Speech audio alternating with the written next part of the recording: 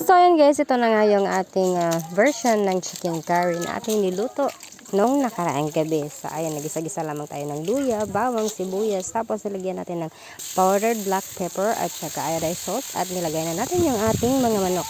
At inukay-ukay lamang po natin ng saglit at nilagyan natin ng patis. So ayan na guys, atin ang inihalo o inilagay ang ating gata, tapos yung siling mahaba na green, bell pepper na red, at ang ating gabi, takway ng gabi. So, ayan.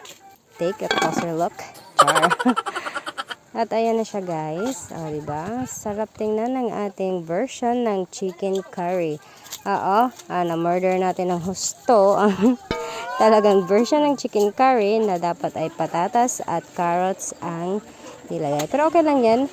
Nasubukan natin naman na masarap din kahit natakway ng gabi ang ating nilagay. So ayan guys, kung gusto niyo subukan ay huwag na kayong magpapahuli. I-try niyo na at tiyak hindi kayo magsisisi. Ayan lamang everyone. Salamat sa iyong panonood. Thank you for watching. Bye-bye!